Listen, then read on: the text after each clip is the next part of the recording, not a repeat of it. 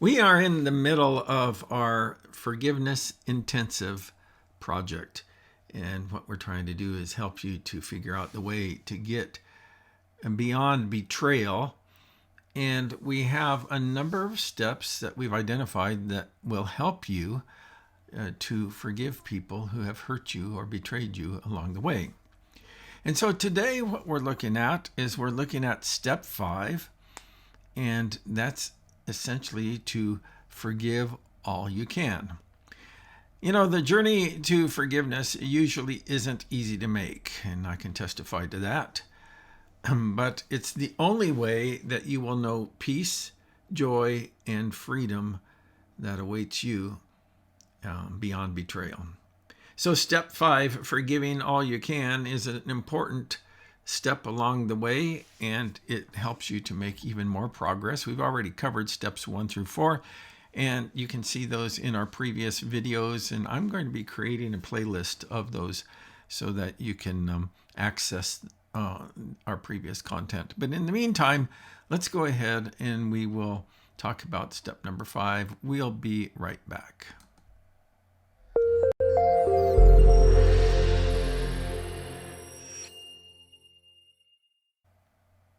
Hello, Karen. Thank you for joining me for this broadcast. How are you doing?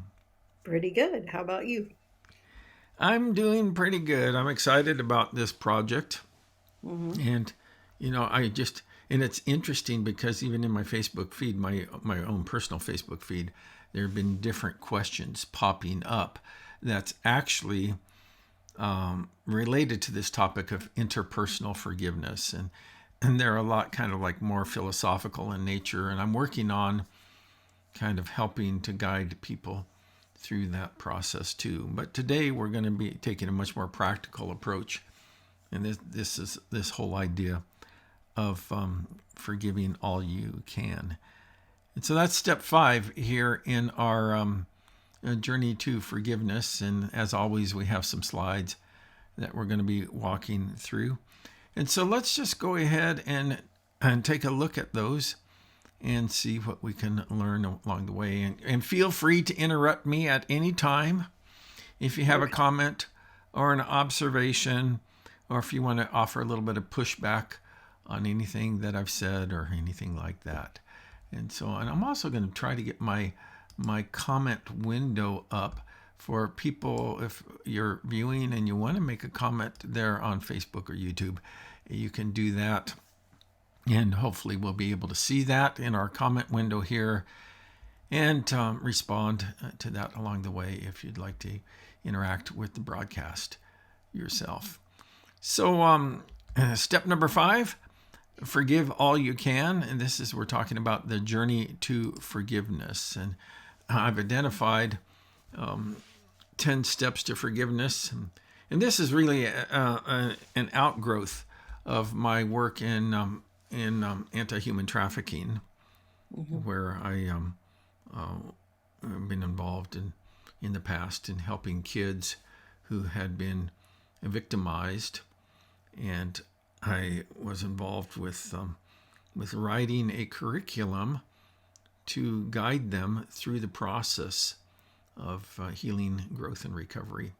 And this is what I came up with, in this process of kind of like how we can outline by going step by step to find true forgiveness and to set our wounded hearts free.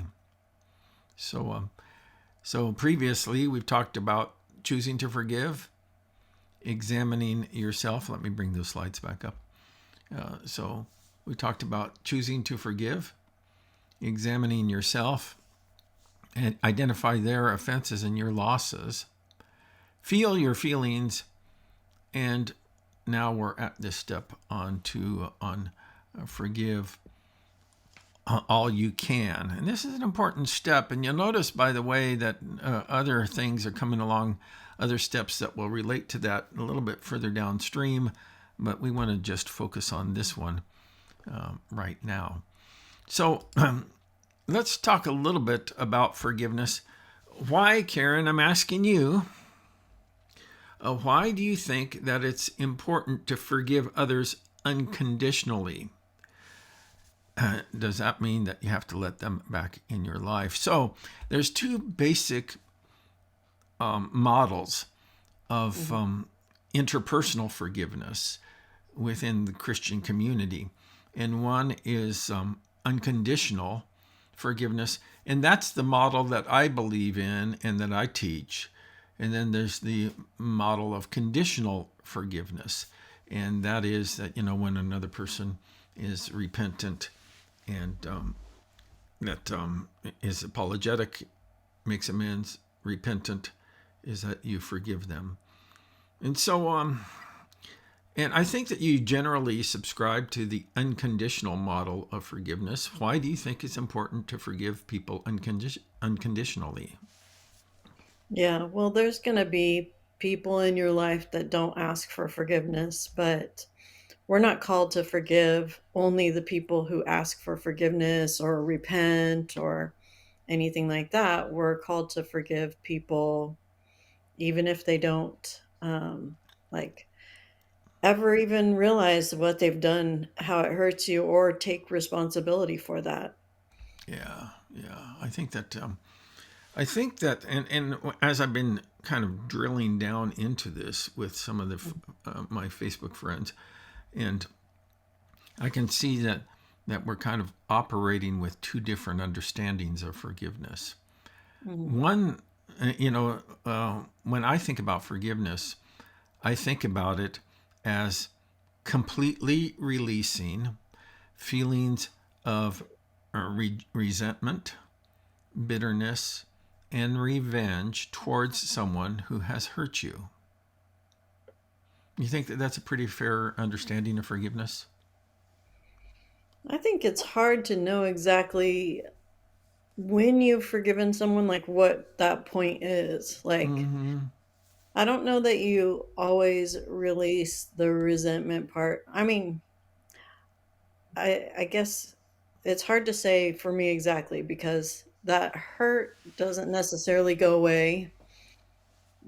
The thing that they did is still wrong against you, Mm-hmm. so it's hard to really say define in my mind like how it is when I've forgiven somebody, except for I guess um I've kind of released them to God, Mm-hmm. like say, okay, it's not my place to judge them, and just move on, Yeah. you know, past that.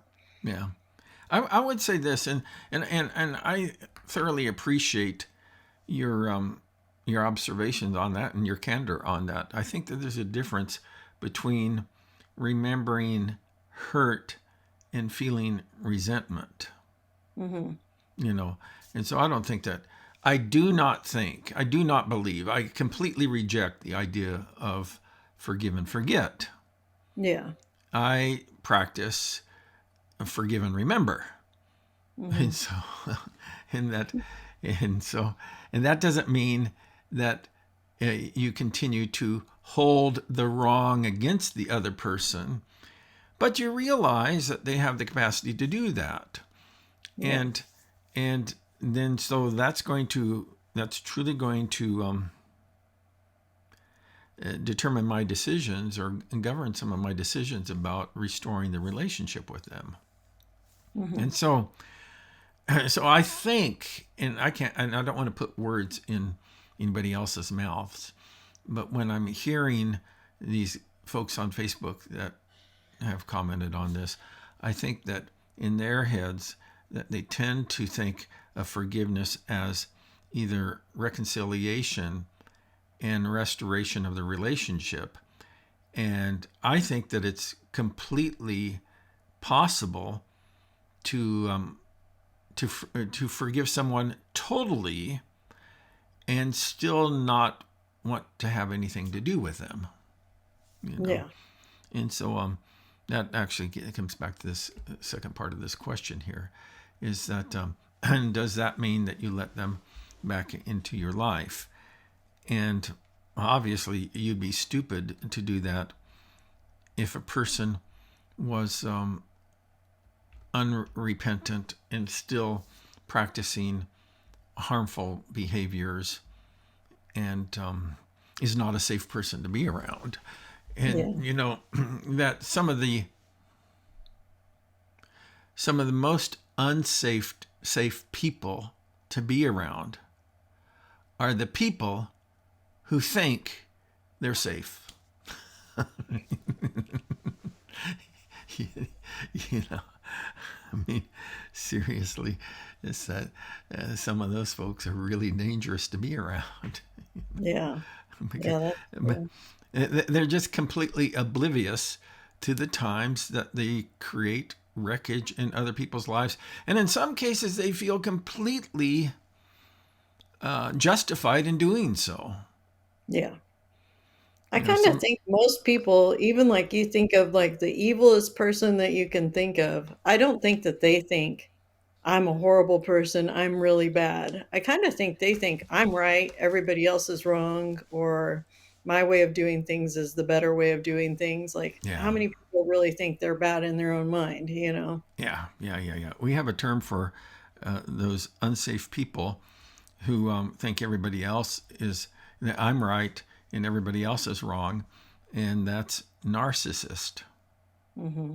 You know, so all Yeah. right, let's go on with our slides here.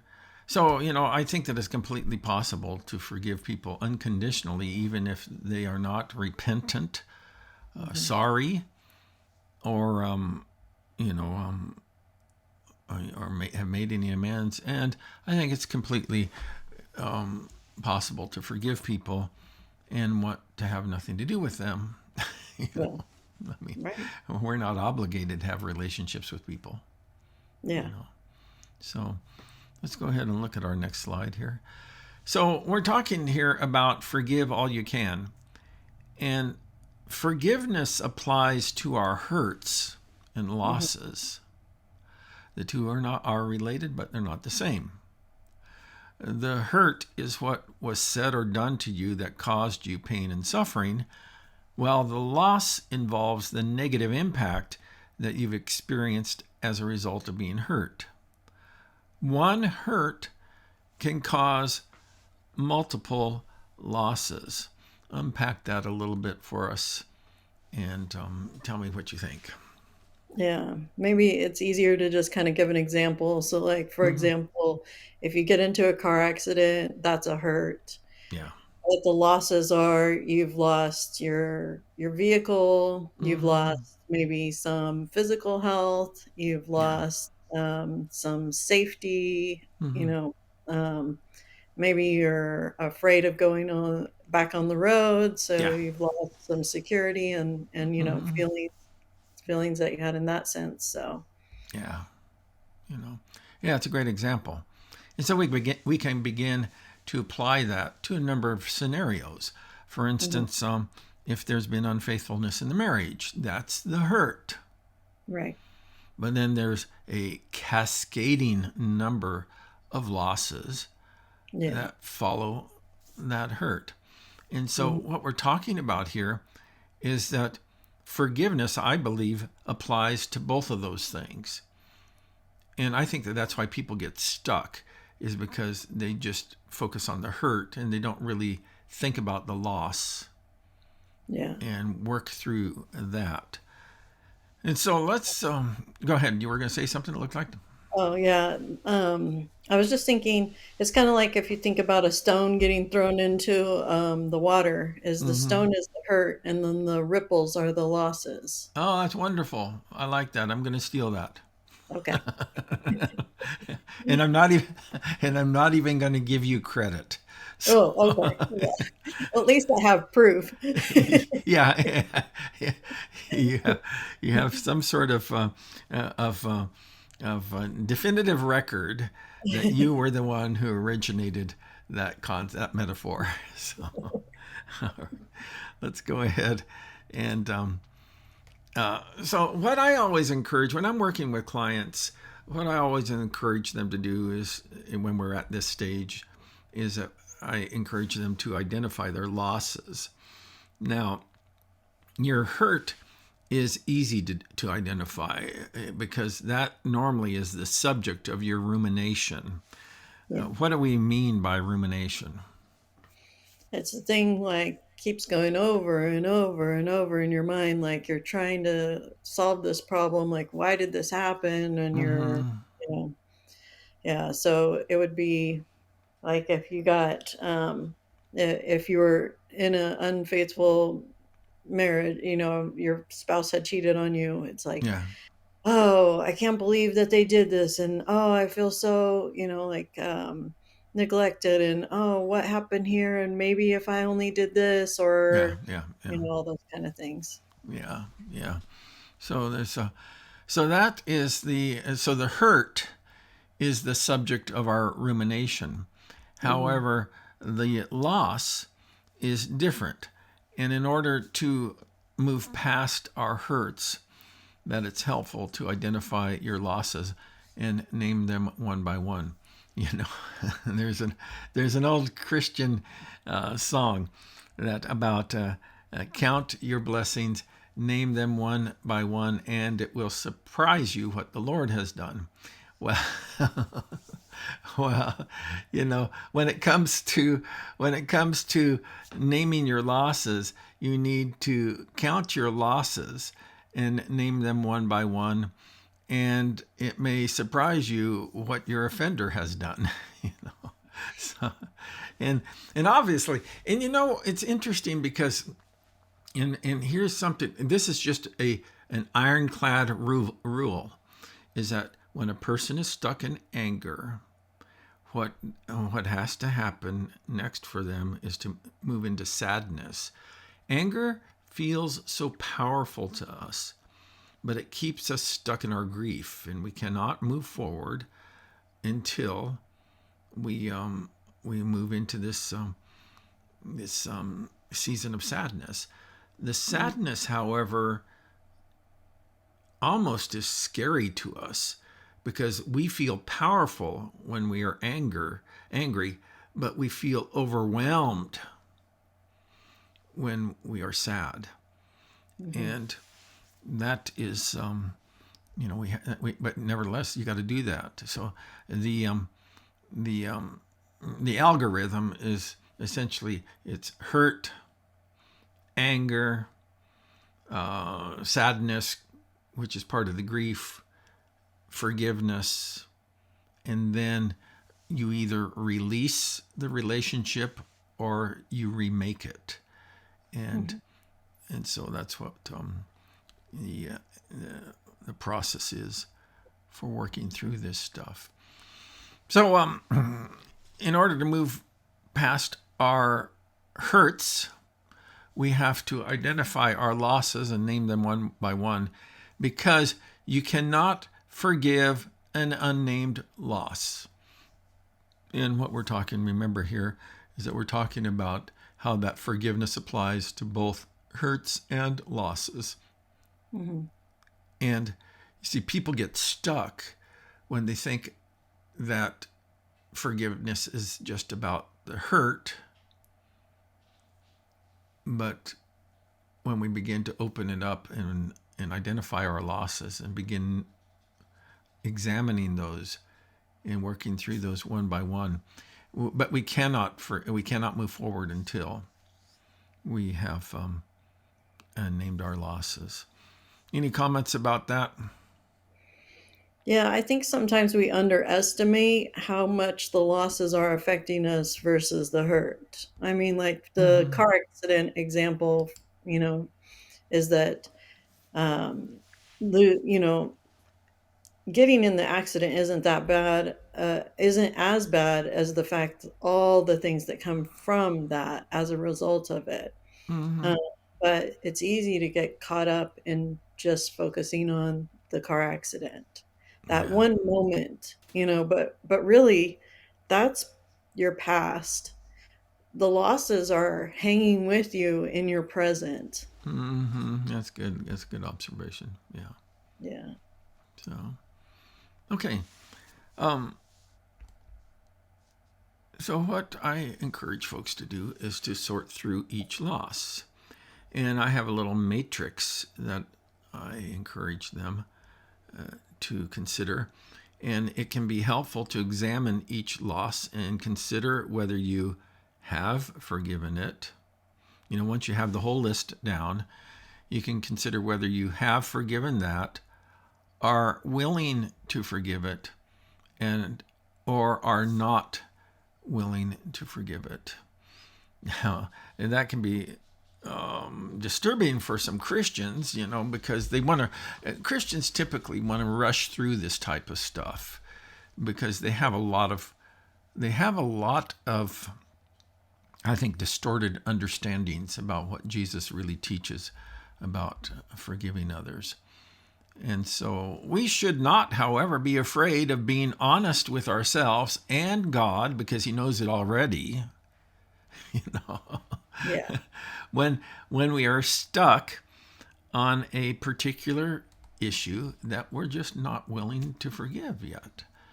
Yeah. And I think that that's completely okay, because what happens typically is that preachers, and I'm a preacher too, and I'm a pastor, and so I understand this, and I know the damage that spiritual leaders can do to other people Hmm. by not being wise on this particular topic.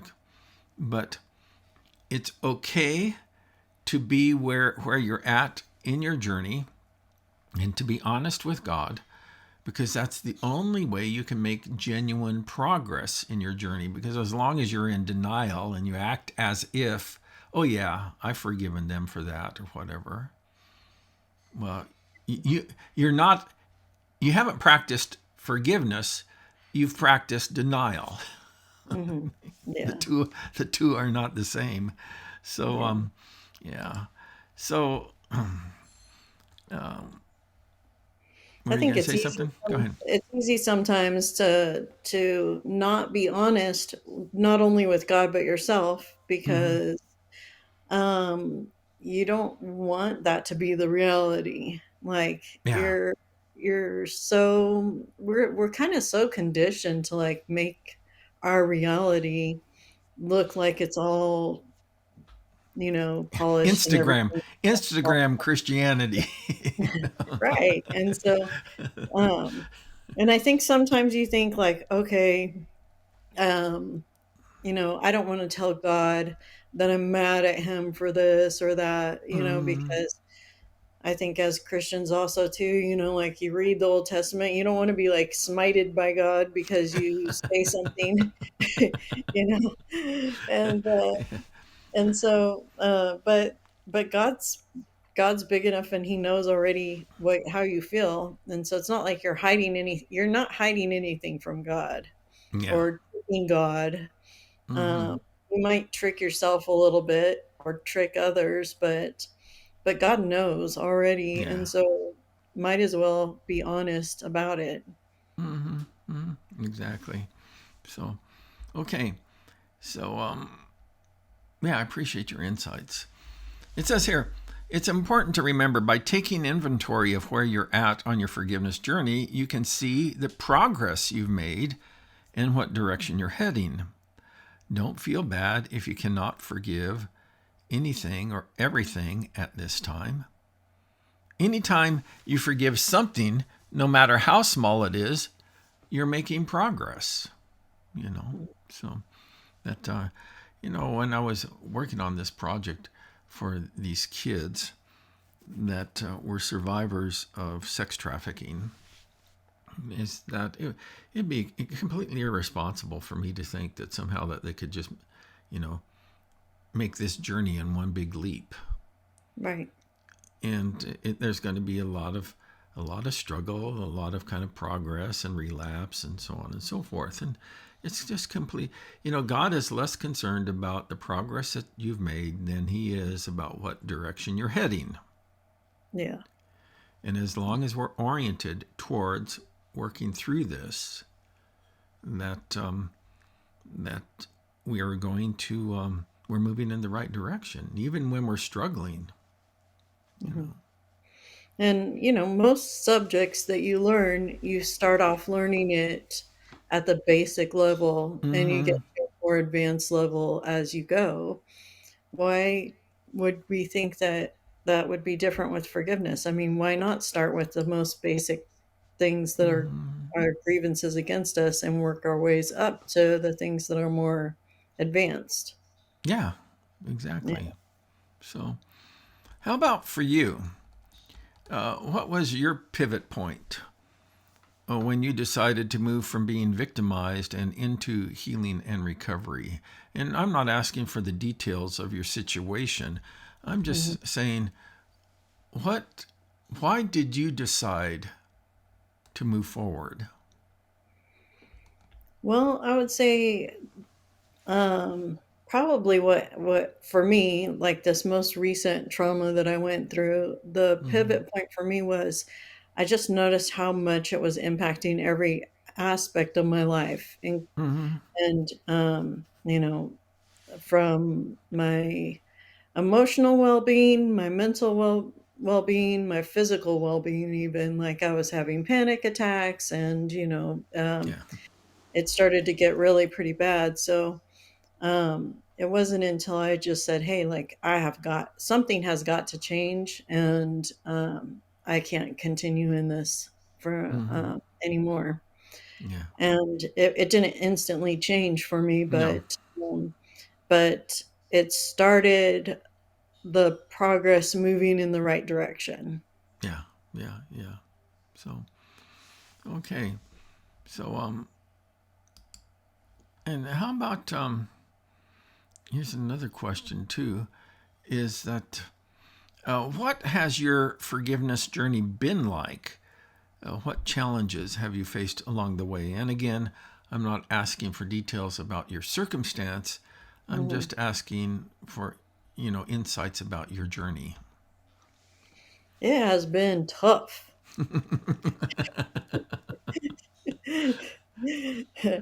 I would say that once I kind of got to my pivot point and realized, like, hey, this is not going to be good. Mm-hmm. This needs to be changed. Changes need to happen. Um, that I got faced with a lot of resistance from the other party, Mm-hmm. and then it was kind of like when I didn't want to stay stuck in this anymore. Um, and decided I was gonna figure out a different way forward. Mm-hmm. Like Satan started throwing every left, right, anything he could grab at me, he was flinging at me, and so it didn't start off easy at all. It actually kind of went from bad to worse, Yeah. and then had to you know um, get support and stuff to be Mm-hmm. able to figure out how to get forward on the whole thing. So, Yeah. Yeah. So, one thing um, you said though yeah. while I was going through all of that that I thought was really helpful is that when Mm-hmm. you're going through hell, don't stop. I know Yeah. that's a Winston Churchill Yeah. quote, Quote. Yeah. Mm-hmm. but you know, it would be a little bit easier to just say, "Forget it. This is it. I'm done with all this stuff," and just give Mm-hmm. up and let the whole thing just take over. But you know, uh, either you're gonna end in hell or you're gonna get through it. So, Yeah. like, I didn't want that to be my. Your I'd story. rather get through it than get stuck in it. Exactly. Exactly. And I'm convinced that no matter what happens to us, Hmm. we have to work through this issue of forgiveness. Yeah. And so, because it's really the only way forward, and it's not an easy journey. And I certainly respect you that you've had the courage to walk the journey. Yeah. And and at the end of the day, really at the end of the day, you're going to be the one who benefits from it Yeah. because you have your whole future to live. Right. and, Yeah. and why do you want to spend the rest of your life as a bitter, resentful, vengeful person? Yeah. You know, Yeah, for sure. but Yeah. uh, here's another important concept to remember is that recovery is not a race. Mm-hmm. You do not have to finish. You do not have to reach the finish line in one big jump. You can give yourself credit for deciding to run this race, and you can celebrate whatever progress you've made, and you can give yourself permission to go at your own pace. So you don't have to be hurried through this. And with the folks that I work with, I really try to remain aware of their load-bearing capacity, Yeah. because this is not easy lifting here. Mm-hmm. And if you load too much on a person too quick, all you're going to do is damage the muscle, the forgiveness muscle, rather than strengthen it. Yeah. So, but and finally, it's important to realize that a guide can help you to stay on track. Mm-hmm. And so, in other words, that's what we do here with New Destiny Coaching.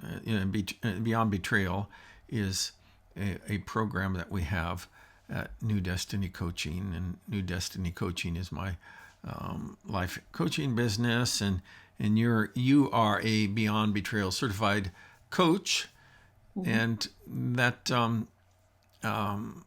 what we like to do is help people to stay on track, because it's easy to get lost on the way, and particularly if you haven't kind of walked this path yourself,